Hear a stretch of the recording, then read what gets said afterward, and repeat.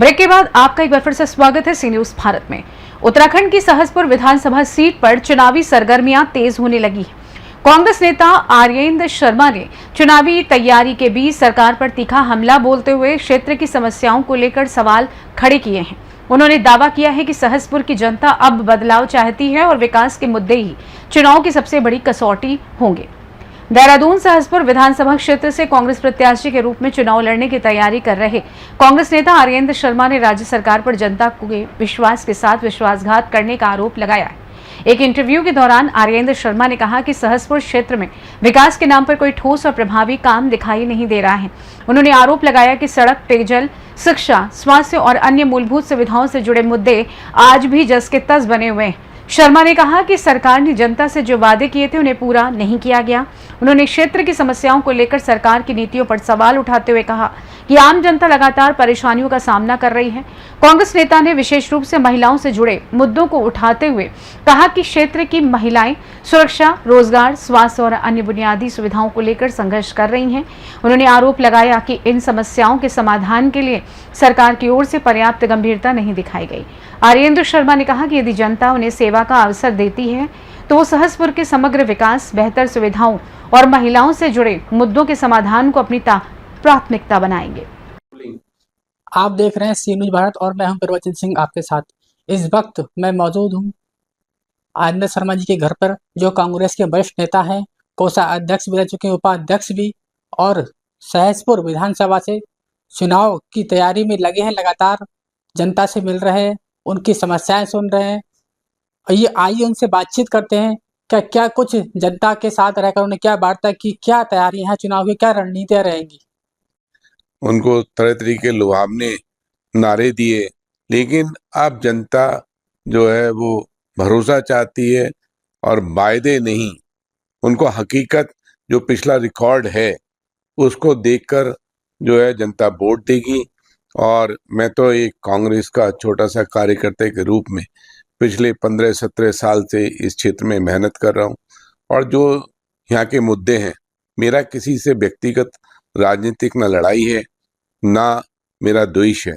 मेरे यहाँ के मुद्दों को लेके एक संघर्ष है। उनके बीच में जाके जो शिक्षा है, स्वास्थ्य है, सड़क है, महिला है, किसान है, मजदूर है, वहाँ की समस्याएं क्या हैं, तो वहाँ के बेरोजगारों की क्या समस्याएं हैं, तो इसको लेके वहाँ की जो मेरे से हो सकता है एक कार्यकर्ता के रूप में मैं वहाँ पर कार्य कर रहा हूँ।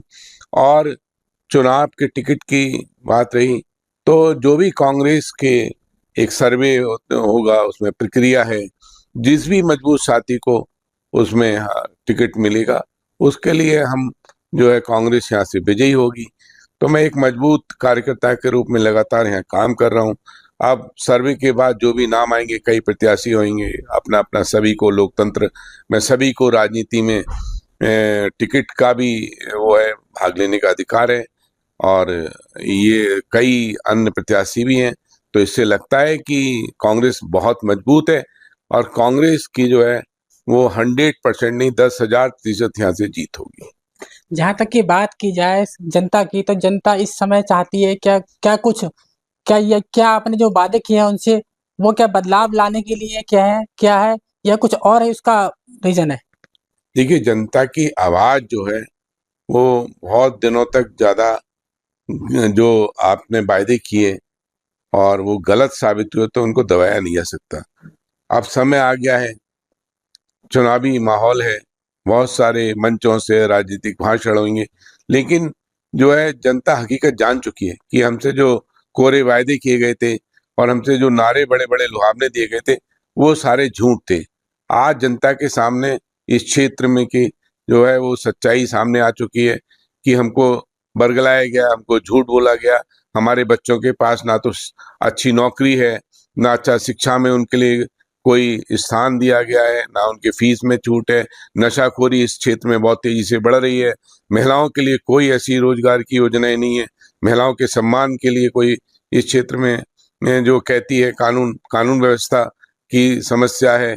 और इस क्षेत्र में गरीबी बहुत तेजी से फैली, गरीबी। और यहाँ जो विकास के कार्य हैं, सड़कें हैं, जो पैसा आया हमारे सहसपुर की जनता का, करदाताओं का पैसा था, उसको जमकर लूटा गया है यहाँ के प्रतिनिधियों द्वारा।